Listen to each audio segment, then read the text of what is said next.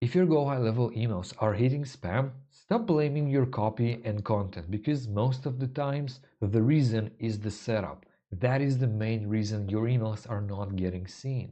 And no, it is not complicated. You're just missing the 3 steps most people having trouble setting up: the SPF, DKIM, and DMARC authentications. Keep these and there is no chance your emails are hitting the inbox properly. Now, before you zone out thinking this is super complicated and I'll just leave it to my IT guy, relax. It takes only 5 minutes and I'll make it stupid simple so you can understand, set it up once, and forget about deliverability completely. Okay, so let's jump straight into your GHL and start doing it and setting it up properly. So we go to settings at the bottom left. We're looking for email services, and right now it should probably be empty, right? Maybe you tried to connect and you couldn't do that. Most of the times it would be empty. So we're clicking on create dedicated domain. We'll create a new one. I mean, we'll use the domain that you have, but we'll add a subdomain. So for this video, I'll call it YT, YouTube, and my domain, schoolflows.com. That is my personal domain, the one that I bought. So you just add a subdomain dot your domain. That's it. Add and verify. We're waiting for it to get verified. And now it will ask us to connect.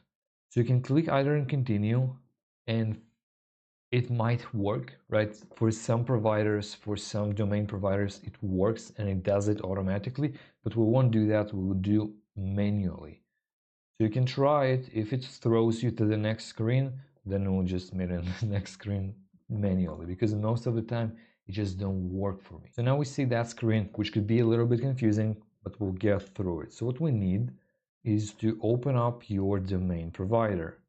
In my case, it's Porkbun. That's what I use. At most of the sites, it will look the same. So you'll have to go to the main menu. Probably you'll click somewhere and you'll find domains. And then what you're looking for is DNS.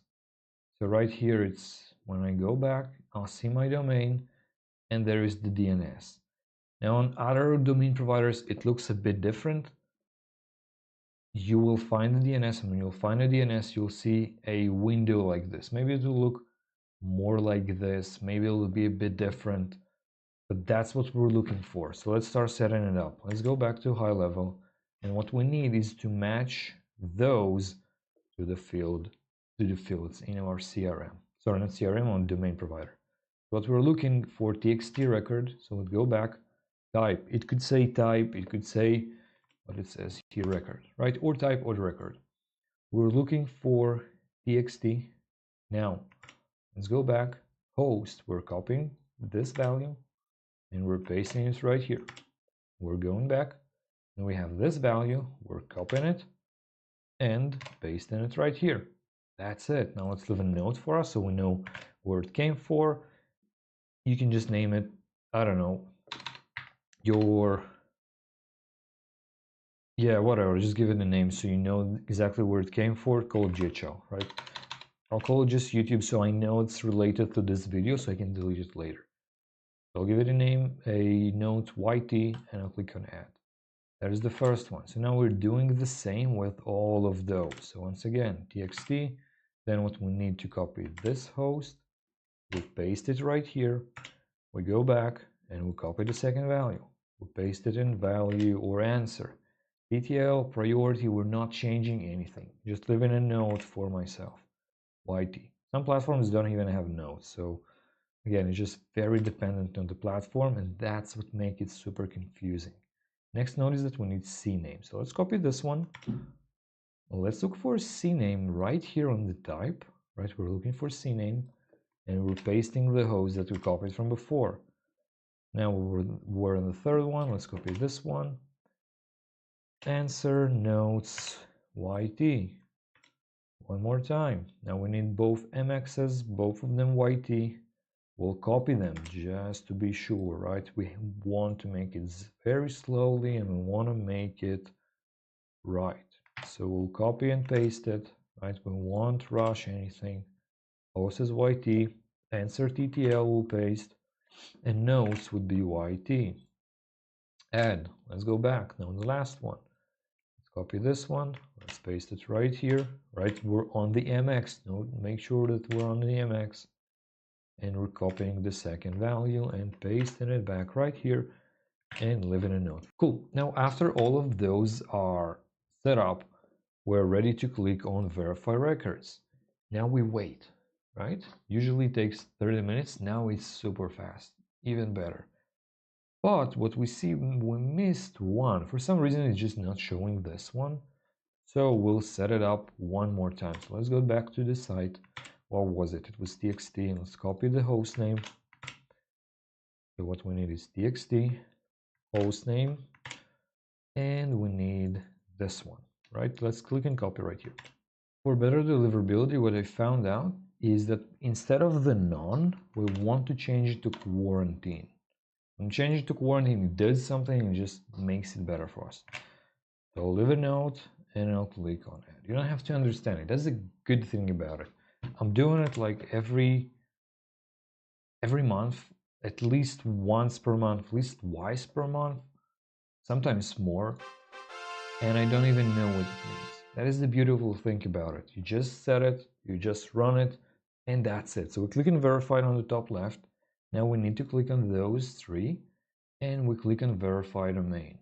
Make sure everything is verified. If something is wrong, sometimes it's better to delete everything and just start over. Since we had the notes, it'll be easier for us, but most of the times it will just be connected. So now that our domain is connected, let's make sure we're maximizing our deliverability, sorry. So we'll click on set headers, and from name, we'll add our name, right? The name that the emails will be going from, my name, and from email, what I'm doing is I'm adding my email, right?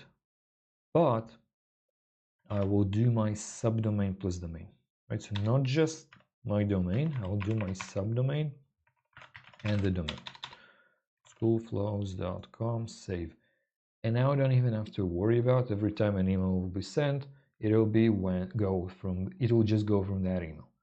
What else we want to do, it's an overkill, but sometimes it just saves our time so we don't have to manually insert the emails every time we send something. We'll just add the domain right here to all of those, right? So it'll automatically be filled in and we won't have to do anything. And now it's saved automatically, we're good to go. That's it. If you set those, your chance to getting delivered is way higher. Of course, it depends on the message. Of course, it depends on the warm-up. Of course, it depends on your sending frequency and all of those kind of stuff.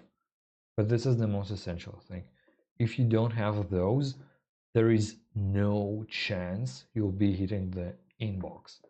So that's what we want to hit first, and that is the most important thing that you can do to make sure you can send emails. After that, the rest is coming. So this is very important. Make sure you do this, and that's all for the video. If you have any more questions regarding GHL, maybe you have some challenges or you want to build some automations, leave them in the comments below. Let me know what you're looking to do, what you want to do. I'll record a video specifically for you. I would love to walk you through kind of what your problem are or what you do. If you're into email marketing stuff, feel free to leave a subscribe on the channel because that's what most of the content right on this channel is about. So feel free to check it out on the channel, scroll a bit, and yeah.